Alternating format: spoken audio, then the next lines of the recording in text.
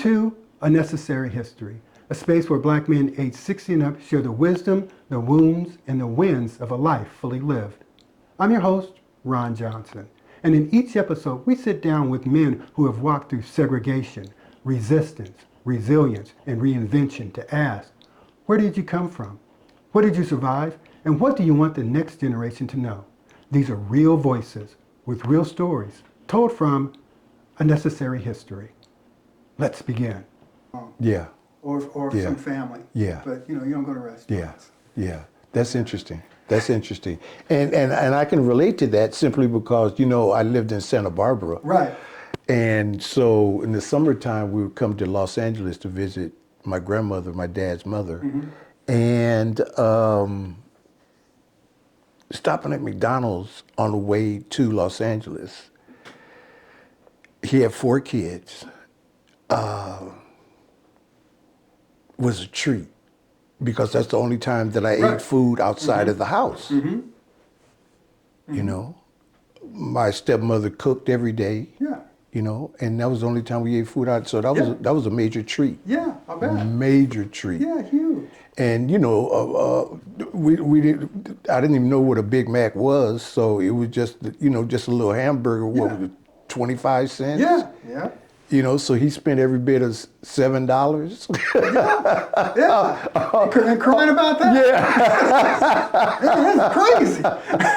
Exactly. That's crazy. Exactly. How much we paying $7? Exactly. Oh, no. Exactly. And it ain't that good. Yeah. So that's kind of like my stuff. Yeah, wow. Well, man, I want to first introduce yourself. Your name, full name, if you don't mind. My name is Rodney Moss. Cool. Where are you from, Rodney? I am originally from Bogalusa, Louisiana. That's where I was born. I wasn't raised there. I left there, or I should say my grandmother left there when I was 3 months old. Okay. When my grandmother got me from my mother, it was supposed to be a temporary situation. My mother was young, 15, 16. And my grandmother, on my father's side, said, let me take Rodney, and I'll raise Rodney. So it was my grandmother, my Auntie Joyce, my Auntie Barbara, and Auntie Barbara might have been 18, 19, Auntie Joyce was 16, 17, and my grandmother. So I had a hell of a support system of women around me. And so my grandmother got me at 3 months old and moved to California. So therefore, I never got a chance to have a relationship with my mother. Oh, wow. So I've never seen her. So that's how I got to California. And the absence of a relationship with my mother. Well, how did that affect you? You know what, man? You don't know what you don't know. And like I said, my grandmother got me at 3 months. And that was my mother. I called her grandmother, but Right. she played the mother role. And again, I had Auntie Barbara and Auntie Joyce. My Uncle Larry got married and he went to the Army. So now I have Auntie Barbara, Auntie Joyce, and Auntie Ruth as my caretakers. Oh. So again, you don't know what you're missing because you have these loving women taking care of you at 8 months and 8 years old. What about your father? My father was in, he was in East Lansing, Michigan, working on a PhD, trying to raise, he had, I have twin stepsisters and another brother. And so trying to take care of that family and study for his doctorate So he was in East Lansing, Michigan.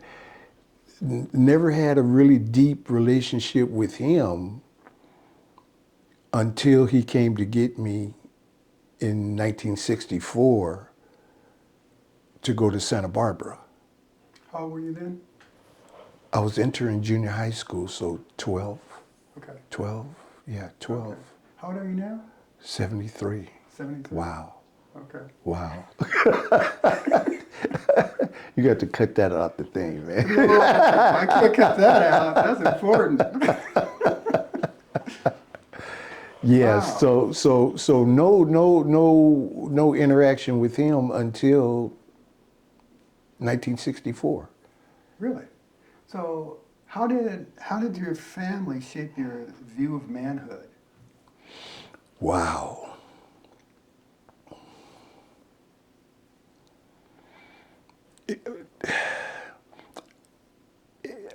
Ron, it's in segments. And when I say it's in segments, that period of time that I was living with my grandmother from 1952 to 1964, I'm in adolescence. Mm-hmm. And so consequently, there was no information. After that, all the information that I got regarding manhood came from the streets.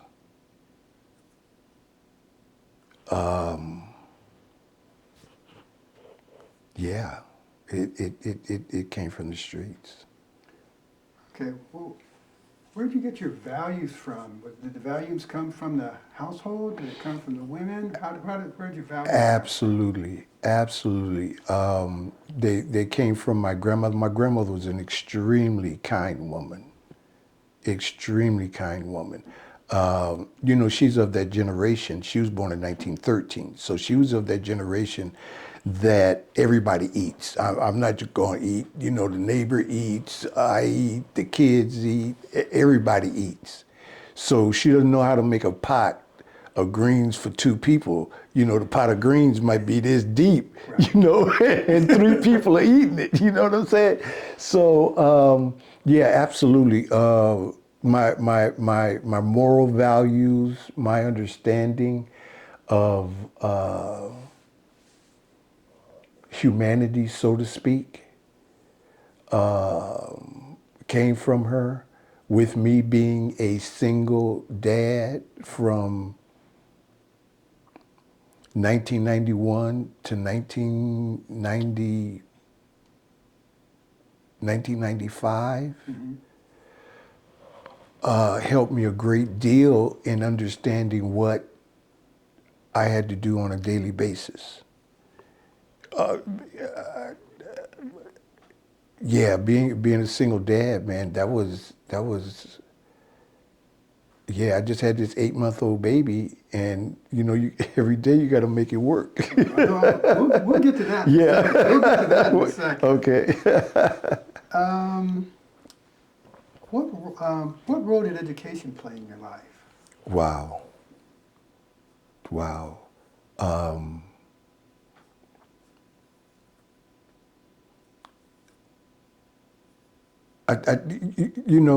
Ron, I think that education opened my mind's eye to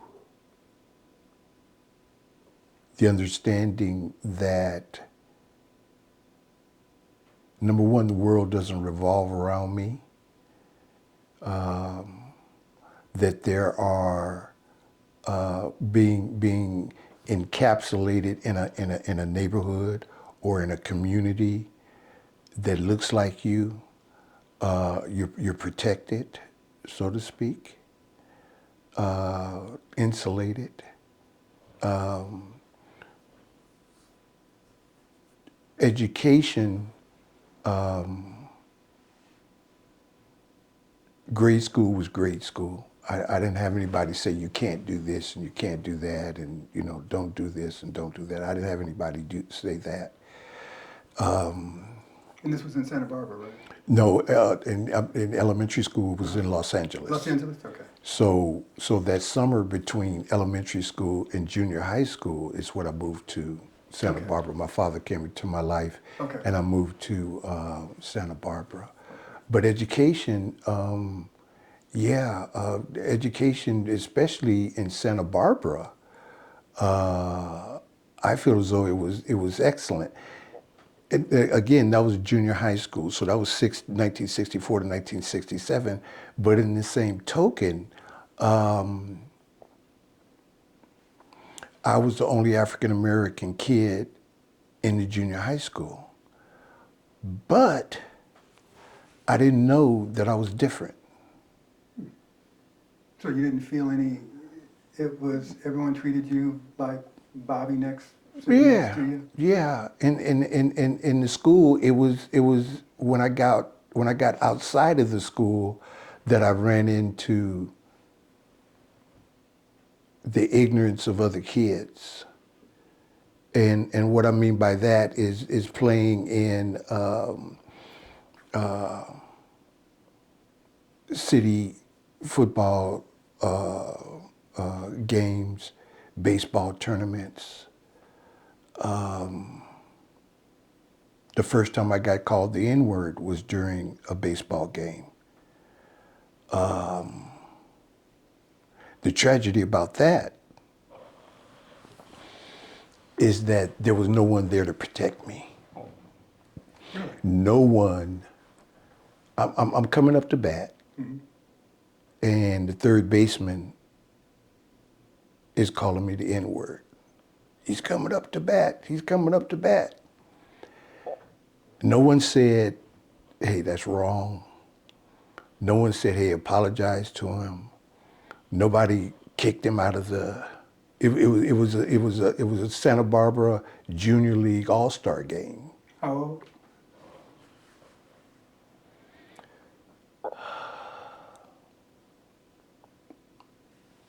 12, maybe 13, 12. Maybe I turned 13 that September, so and it was the summer, so I'm gonna say 12. Very first time that I understood that I was different. How did that affect you at the time during the game?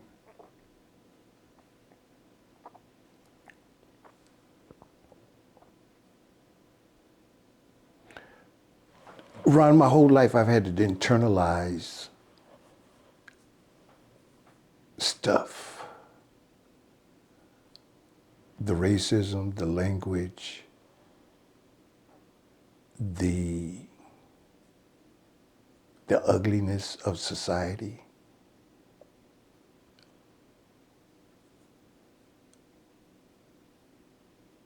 I was fearful, but in the same token, I turned somehow or another, I don't know how, but somehow or another, I turned that fear into my own personal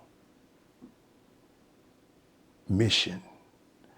And my mission was to become the most valuable player of that All-Star game. Oh, okay.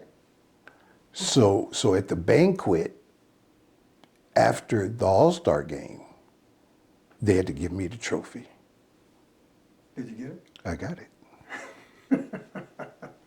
You see, so emotionally, I don't know how I don't know what I did with that emotionally. I don't know what I did with that intellectually.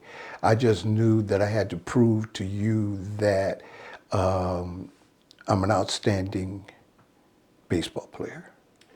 So that was what, in the 70s? So it had early 60s, Oh late no, 60s? man, this was middle '60s. Middle 60s? So Middle middle 60s. 60s, you're in Santa Barbara. Yeah. And they saw, and they actually Yeah. gave you, well, not, I mean gave it, obviously you won it. Right. But they actually presented you with the most valuable player Of, trophy. of the Junior League All-Star game, and this was Santa Barbara wide.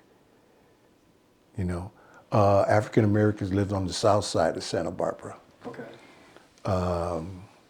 My family lived up north towards the foothills. So I didn't have a lot of contact with African Americans. Okay. If I could tell you a story real quick, Sure. and I think I told you this story while we were chatting at work. My dad gave me some money, and he said, "Go get a haircut." So I didn't want to ride my bike all the way to the south side of Santa Barbara, where the African Americans Okay. barbers were, where my father would take us. My father, my brother Gregory, and I, on Saturdays sometimes when he felt like driving, he would drive to South Side and we'd all go to the African American barbershops. Okay. Well, I didn't feel like doing that. So Okay. I got on my little 10 speed and I went to a barbershop around the corner. Oh, The white barbershop. you're a little lazy, huh? Yeah, I was a little lazy. Taught me a lesson. How'd that go? I'm sitting there. White guy comes in, gets his hair cut. I'm sitting there. White guy comes in, gets his hair cut. After 45, 50 minutes of sitting there and watching these men come in and getting their haircuts, again, I'm the only African American in there. The barber comes over to me. He said, "Did you want to get your hair cut?" And I said, "Yes, please." He said, "Well, nobody here knows how to cut your hair." Bro, you could have told me that 45 minutes? 45 minutes ago. Again, I'm 12, 13 years old, so I don't know any Right, better. right. You know, Right. yeah. So you just absorb that. I had to absorb the anger, the wrath of my dad when I got home because he's wondering what took so long. Right. You know, and I can't tell him that I went to the white Right. barber because I'm being disobedient to him. So I had to absorb his wrath. You know, but yeah. So that taught me to be obedient after that Okay. little story. You know. What was high school like for you? Oh, high school was fabulous. Can I go back just a minute? Sure. Can I go back just a Sure. minute? I want to be clear on something, Ron.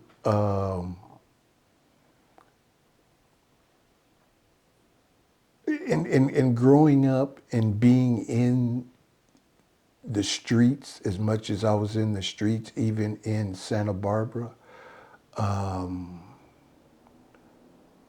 there was nothing to protect me. And my father never came to any of my games. He never supported me like that. And I'm going to be very, very honest with you and tell you that I do not remember sitting down and even having a conversation with the man. Really? How did your day go? You know, how did the All-Star game go? Are you enjoying playing football? Yeah. Yeah. I do not remember ever sitting down with him and having a one-on-one conversation. And that befuddles me simply because you came to get me. I didn't ask to come to Santa Barbara. Mm-hmm. In 1964, you went to your mother and said, "I want to take Rodney to Santa Barbara." No one came to me at 12 years old and said, you know, "Do you want to go live with your dad?" Nobody asked me anything. We just packed you up? They just packed me up, and now I'm tossed into a family You don't know? that I don't know. How'd that affect you, man? Yeah, that was brutal.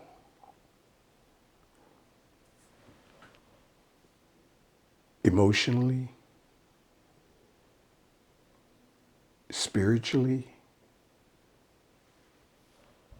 yeah, that was brutal. That was brutal. How'd you get through?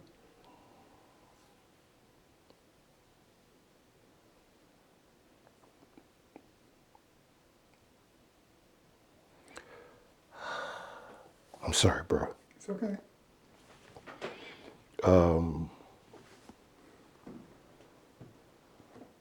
Yeah, Santa Barbara was not pleasant for me, Ron.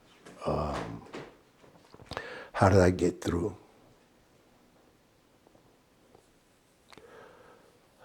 Sports.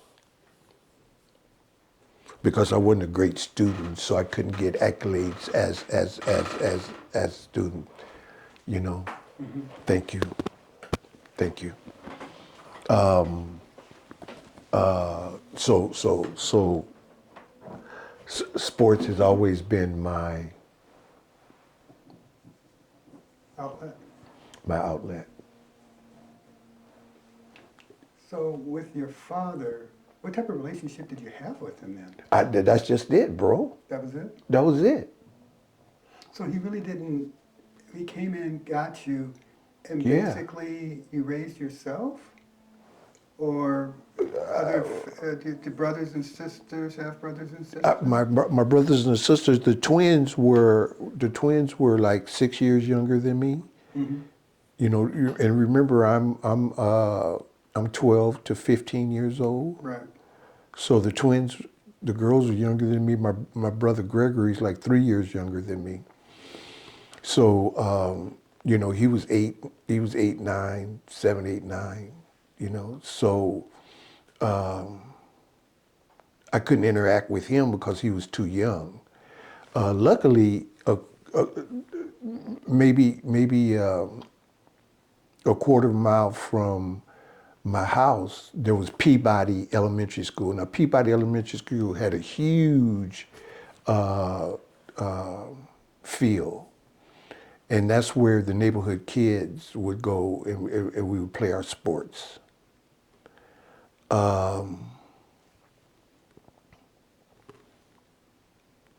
Yeah, Ron, I didn't get moral values from my dad. I didn't get. We didn't talk about sex. We didn't talk about politics. I do remember that during the Watts riots in '64, he did not allow my brother and I to go outside. I do remember that. For about a week, we could only go into the backyard,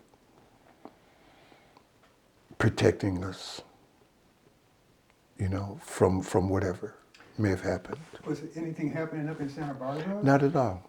Okay. Not at all. Okay.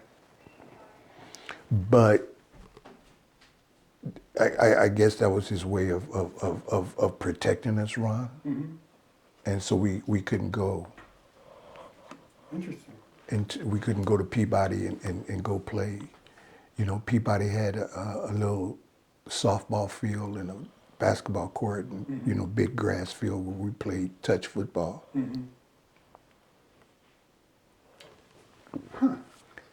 Mm-hmm. Santa Barbara was so brutal. Again,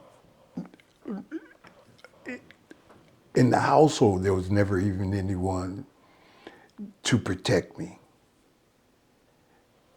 And the reason I keep harping on that is because that's what I did with my son. I protected him.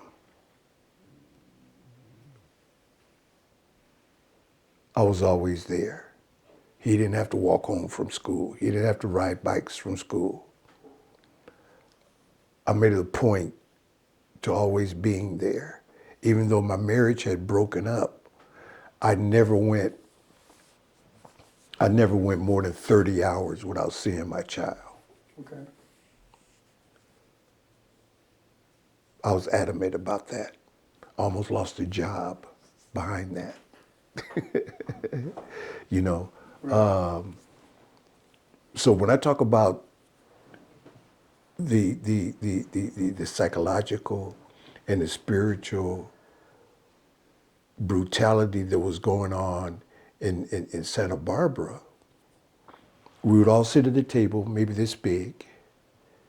Stepmom sat on one side, Dad sat on that side, the twin girls sat on this side, the boys, Gregory and I, sat on this side. Santa Barbara had the relationship with my stepmother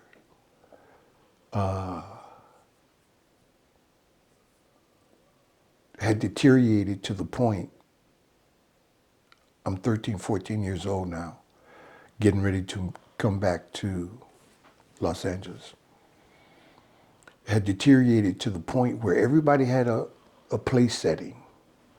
Okay, everybody had their knife, fork, glass, everything, except Rodney. And my place setting was a paper plate, a plastic fork, and a jar. Again, nobody to protect me. My dad didn't say, hey, this is my child. You're gonna treat him just like the rest of the kids. Mm-hmm. So that's the kind of spiritual and emotional warfare that I had to do in my own home with this woman. So when I ask you this question, so the real issue wasn't with the people of Santa Barbara, it was with their family in Santa Barbara? Yeah. Yeah. Because the men in the neighborhood, that's how I got to boys club football practice. My dad didn't take me. I had a best friend named Fred Bedell. Fred Bedell's dad took me. White guy? White guy. Mm-hmm. And he would stay and watch practice, and after practice, bring us home. I remember having a good friend, his name was Tony Ripperetti, Mr. Ripperetti. Tony and I played baseball together. Mr. Ripperetti would take us to baseball practice. So my dad didn't do any of that, Ron. He didn't do any of that. He didn't support me. If I needed a glove, if I needed shoes, I called my grandmother, and she would go to Sears and buy it and mail it up to Santa Barbara. What was the purpose of your father picking you up then? Yeah, man, that is the $60 million question. Why did you do this? Why did you do this? Why did you bring me from the security and comfort of a loving household full of women that loved me and took care of me, to take me into another household where I don't even feel that kind of emotional, spiritual support? Why did you do that? Yeah, I'd like to know that myself, man. That's a damn good question, because I have no idea. Never got a chance to ask him? We never talked, Ron. How old were you when he passed away? Oh my God.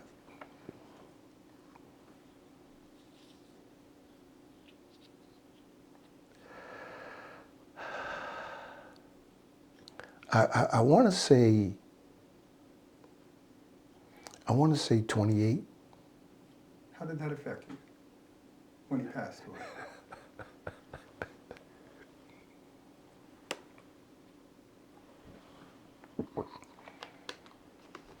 I was in the midst of a cocaine addiction at that time.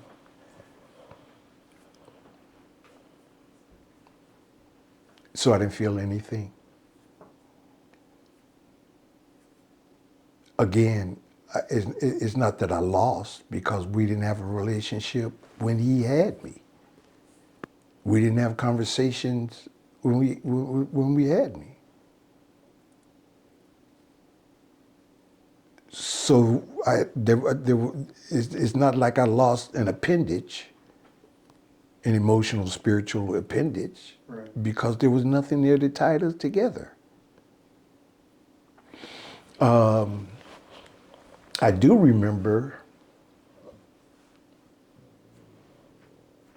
the night before my grandmother, my Auntie Barbara, and I were leaving to go to Louisiana to bury him. My grandmother has a little plot down there, and I guess a couple of family members are buried there, and she wanted him to be buried there.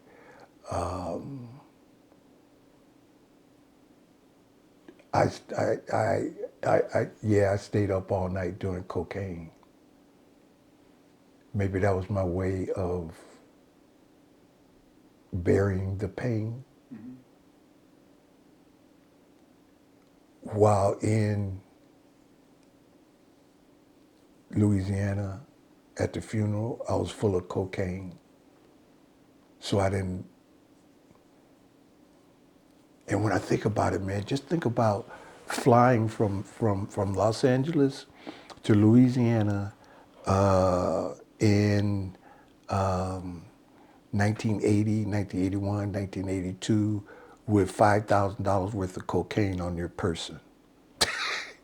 And Ronald Reagan is passing out 25 years. You didn't care, huh? Like it was, Ronald Reagan's passing out 25 years like his lunch. And you know? And you were taking it to use. I was taking it to use. Yeah, absolutely. Mm. Yeah, I was in the midst of my addiction at that time. So I'm going to take my best friend with me. Okay. You know? I can't leave him behind. Yeah, can't leave him behind. And I didn't know where I was going to get it while I was down there. You know, I didn't know who I could trust to, get it, because my ass will run up on an undercover officer and I'll get that 25 years in a Louisiana. And the last thing you want to do is be in a Louisiana prison. True. The last thing you want to do is be in a Louisiana prison. I want to go. We're gonna cover that. Yeah. That because that's an interesting part of your life. Mm-hmm. Tell me about high school and college. Okay. High school was fabulous. Absolutely fabulous. Los Angeles High School. I got there in 1967. So you transitioned from your dad's house? Yes. Yes, that summer.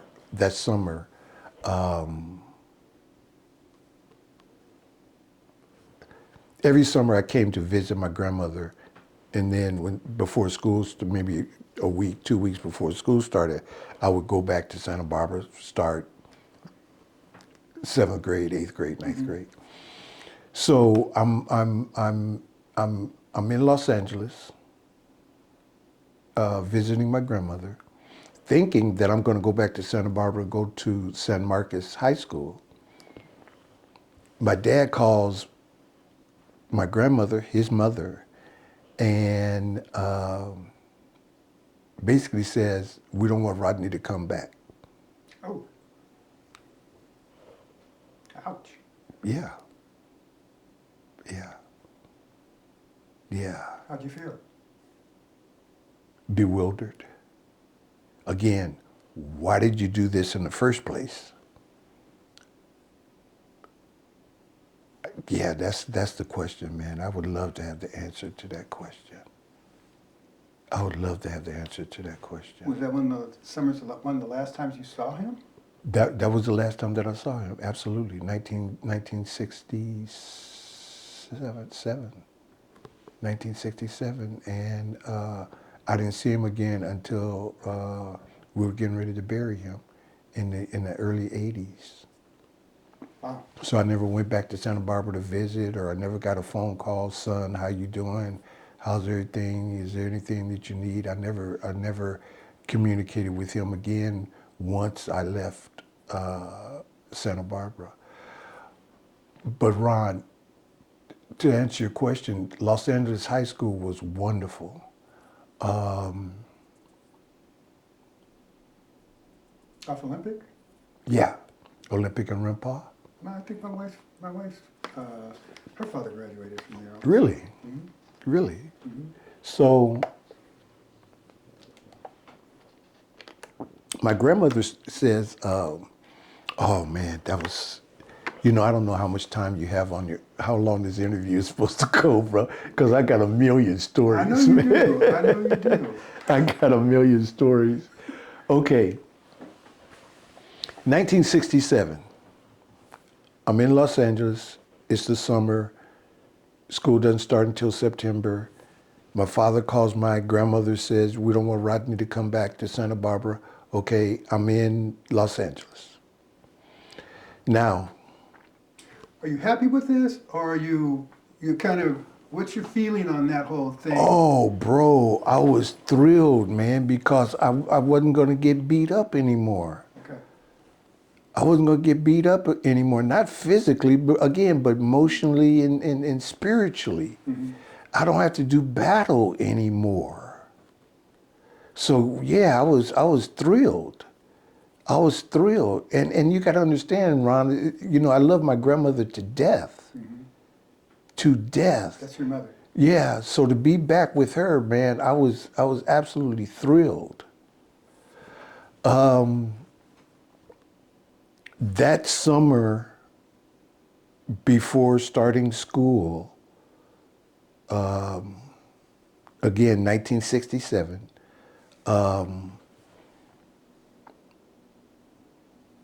I was on the edge of a nervous breakdown. So my grandmother took me to the doctor, and my hair started falling out, Ron. I had these clumps, these quarter size, $50 size clumps of bald spots